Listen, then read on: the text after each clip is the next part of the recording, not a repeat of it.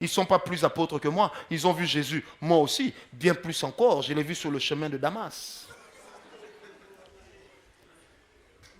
Malgré l'onction, défaut de fabrication. Si vous me demandez à moi d'arrêter de rire, c'est comme si vous me tuez. Ce n'est pas parce que je ris que je ne suis pas sérieux. Non. Amen. C'est ma pédagogie. Et vous voyez pourquoi quand on vous dit il y a grand jeûne, vous venez vite. Parce que vous savez qu'il y a la bonne ambiance, mais les leçons passent. Vrai ou faux? Amen. Est-ce que quelqu'un est avec moi? Dis à ton voisin, attention aux défauts de fabrication. Alléluia. Mais il y a des défauts qu'on peut facilement abandonner, tels que le mensonge. Tu peux abandonner ça, tu es enfant de Dieu, arrête de mentir. Tels que la duplicité. Tu peux abandonner ça. Les crises de colère excessive, tu peux les abandonner, c'est possible. Parce que tu es enfant de Dieu. Si le salut est passé par là, le potentiel du changement aussi est entré. Je répète, si le salut est passé par là, c'est que le potentiel de changement aussi est entré. Donc c'est possible que tu changes. Alors pour bien gérer ce genre de personnes qui ont des défauts de fabrication, premièrement, il faut bien les cerner. Il faut bien les cerner. Frère, l'amour exige une dose d'intelligence. C'est pourquoi je l'ai dit au début, en amour, il y a toujours une certaine dimension de psychologie. Amen. Hein? Deuxièmement, il faut les comprendre. Vous savez, on comprend quelqu'un qu'en entrant dans son domaine. On ne comprend pas quelqu'un en dehors de ce qu'il est. Est-ce qu'on me comprend? On le comprend, on cerne son problème et on le comprend tel qu'il est. Vous savez, il y a des gens qui sont des impolis. Mais il faut seulement bien les cerner. Il y a moyen de les changer. Amen. Troisièmement, il faut entrer dans leur monde pour maintenant les retirer. Vous les comprenez, vous entrez dans leur monde, ensuite vous les retirez. Vous leur faites croire que vous êtes comme eux. Et puis vous commencez à faire quoi? À les tirer. C'est même pourquoi dans les stratégies d'évangélisation, lorsqu'on évangélise, on ne condamne pas la religion de l'autre, mais on condamne sa propre religion. En disant, ma religion aussi n'est pas parfaite. Mon église aussi n'est pas parfaite. Mais il n'y a que Christ qui soit parfait. Et là, le message du salut entre avec équilibre. Amen. Est-ce que vous êtes avec moi? Quatrièmement, il faut se donner le temps. Une chose avec laquelle on est né, on a grandi, ça ne change pas du jour au lendemain. Si vous tombez sur une personne impolie, qui a facilité à répondre avec un sale langage, ne vous attendez pas à ce qu'elle change du jour au lendemain. Donnez-lui le temps. Donnez-lui le temps. Sinon, vous allez changer de fiancé toute votre vie. Elle parle trop, je ne vais pas d'elle. Non, donnez-lui le temps. Imposez-lui des fois des silences. C'est possible.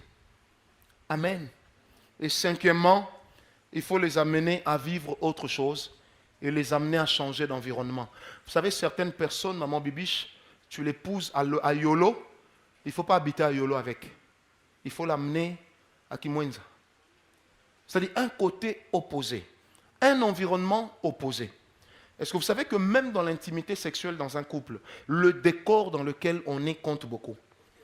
Il est de ces couleurs qui ont un attrait mauvais, même sur la compétitivité d'un homme. Je peux donner des exemples. Une chambre qui est peinte en rose blanc a généralement une tendance romantique très prononcée.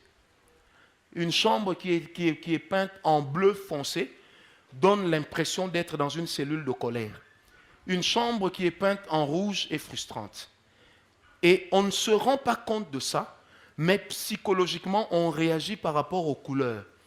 On réagit même par rapport à la couleur des vêtements qu'il ou elle a portés. Amen. C'est pourquoi des fois, quand vous voulez inviter votre mari, je dis bien votre mari, à l'hôtel, pour fêter son anniversaire, vous devez connaître le genre de couleur qui l'attire. C'est pourquoi même une femme n'est pas obligée d'avoir pour dessous n'importe quelle couleur. Non, elle doit avoir des couleurs qui attirent.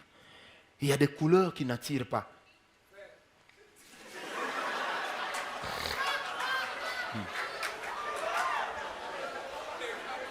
Amen.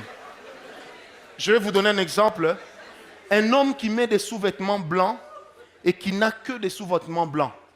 sa femme sent en lui une certaine responsabilité, une certaine classe. La femme sent en lui une certaine finesse. Mais vous vous mariez comme ça, chérie, je peux voir tes caleçons rouge, vert, bleu, noir, jaune, gris. L'essentiel, caca, nalata.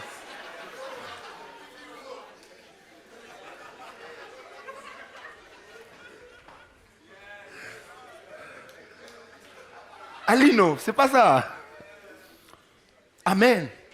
C'est pourquoi une femme, la beauté dans l'habillement, ce n'est pas de tout porter. Mais c'est de porter ce qu'il faut. Est-ce qu'on me comprend?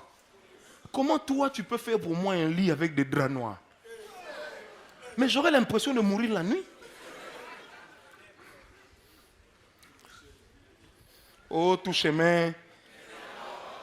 Non, non. Il y a des chemins qui ne mènent pas à Rome. Est-ce que quelqu'un m'a compris? Alors j'insiste pour dire, c'est pourquoi dans la vie, quand vous préparez le mariage, tout s'enseigne et tout s'apprend. On aura même un chapitre avec une dame qui va expliquer aux femmes comment on prépare la trousse de noces. Qu'est-ce qu'on met dedans?